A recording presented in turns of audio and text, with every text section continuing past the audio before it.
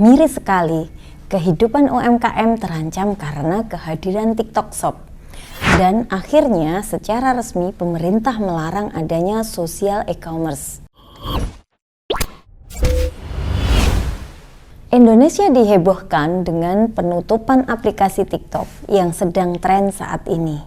Kemunculan TikTok Shop yang kejar-kejaran sebagai sumber masalah hingga rencana diblokir membuat masyarakat yang ada di Indonesia cemas.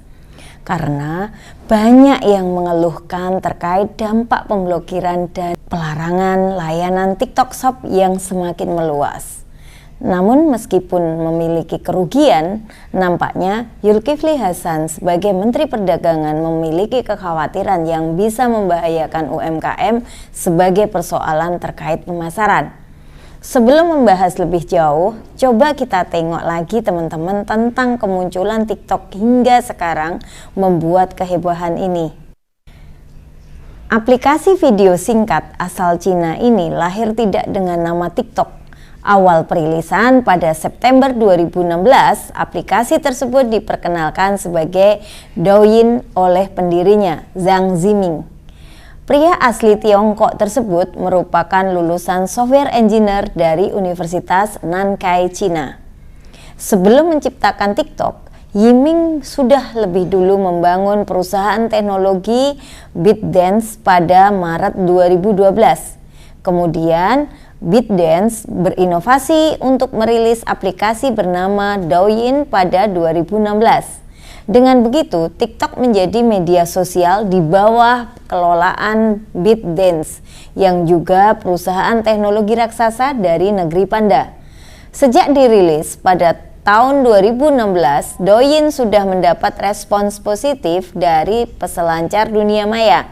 Dalam waktu singkat, aplikasi video singkat tersebut mampu menggait 100 juta pengguna dengan sekitar 1 miliar video views setiap harinya.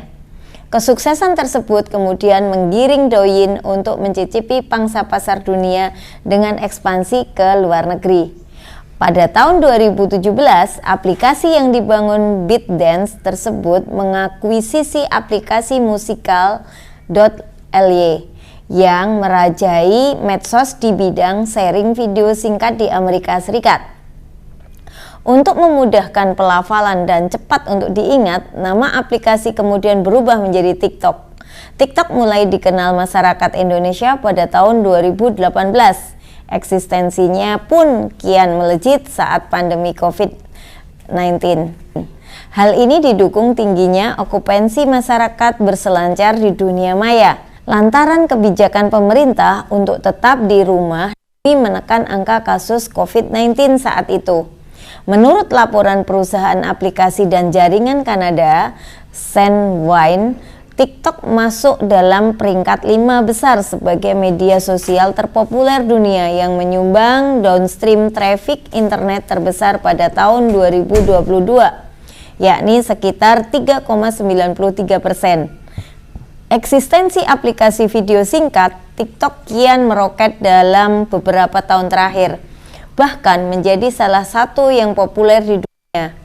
Ini terbukti dalam laporan We Are Social dan Hootsuite yang menyebutkan pengguna media sosial satu ini mencapai 1,05 miliar di seluruh dunia per Januari 2023. Sampai akhirnya TikTok membawa konflik baru di Indonesia.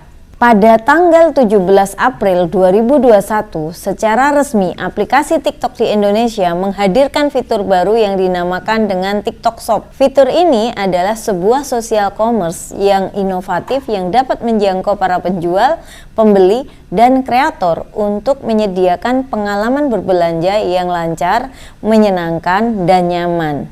Fitur ini memberi kesempatan kepada brand dan para penjual untuk mengembangkan bisnisnya melalui distribusi konten video pendek dan fitur live shopping di akun TikTok bisnis mereka atau bekerja sama dengan para kreator.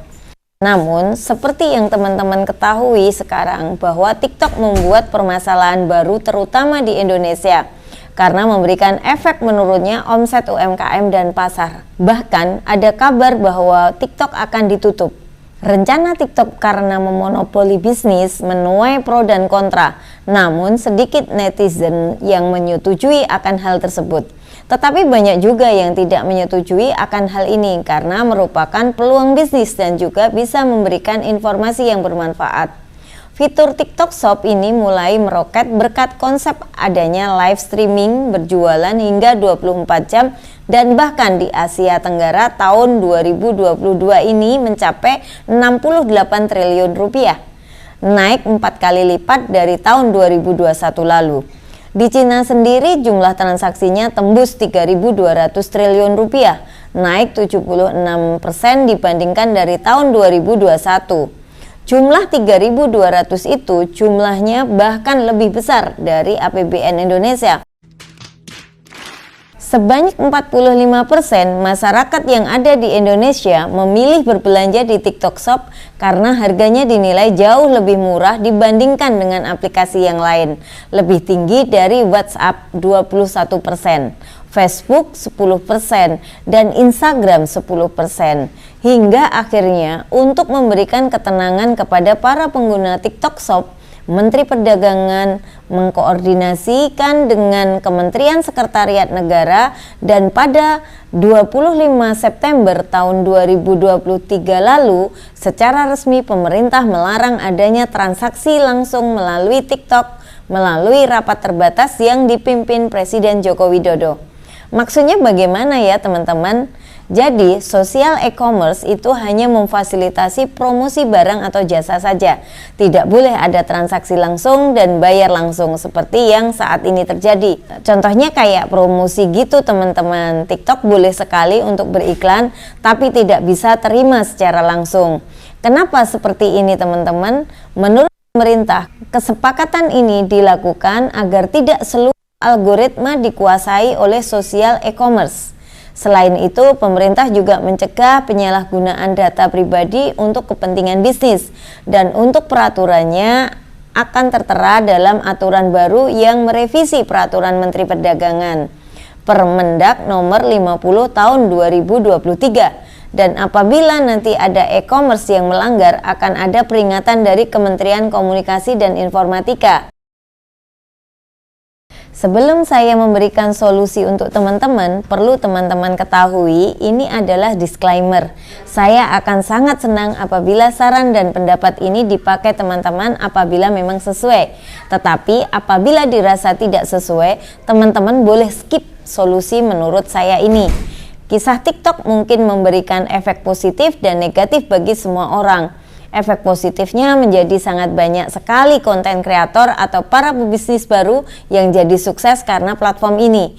Dan sebaliknya, ada juga yang belum bisa mengikuti perkembangan teknologi menjadi terkalahkan dan terkesan menyalahkan adanya peran TikTok, di mana TikTok Shop sebagai peran utama. Sebenarnya TikTok ini tidaklah jahat ya teman-teman, karena TikTok memberikan peluang baru bagi para pebisnis terutama UMKM dalam memasarkan produknya.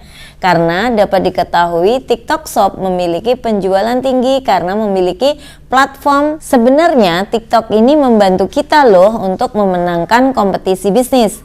Teman-teman pebisnis pasti akan paham dengan kompetisi bisnis yang bukan berarti TikTok ini jahat. Dan yang harus kita lakukan adalah berpikir growth mindset untuk bisa masuk dan memenangkan kompetisi tersebut.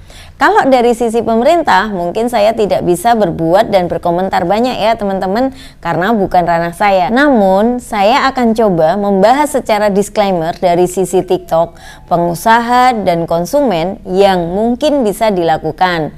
Sebagai TikTok mungkin harus membuktikan kepada negara bahwa TikTok pro UMKM dan mendukung UMKM. Begitu juga dengan UMKM yang harus mau melek terhadap teknologi dan mengikuti perkembangan zaman agar tidak ketinggalan dan kehilangan konsumen. Karena konsumen saat ini juga cerdas, mengikuti perkembangan teknologi juga. Maka dari itu, agar tidak ketinggalan, kita harus melek dan aware juga ya teman-teman UMKM. Namun, selain itu, dari sisi konsumen pasti juga menginginkan barang yang bagus dan murah kan teman-teman? Itu sudah pasti, apalagi di tanggal kembar. Akhir tahun, hari-hari besar pasti banyak sekali diskon ya yang dikejar.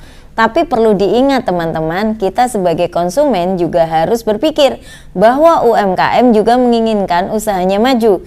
Kita jangan menjadi konsumen yang manja dengan minta banyak sekali promo, dikit-dikit diskon, dan lain sebagainya. Itulah teman-teman yang mungkin bisa saya share dari sisi tengah ya, bukan memihak TikTok, pengusaha maupun konsumen. Semoga dapat diterima dengan baik, dan satu lagi bahwa ini disclaimer, bisa diambil baiknya dan buang yang kurang baik ya teman-teman. Sampai di sini dulu video saya, semoga dapat bermanfaat bagi teman-teman. Update informasi menarik dan tips lainnya dengan like, komen, dan subscribe akun kami ya teman-teman. Sampai jumpa dan salam growth mindset.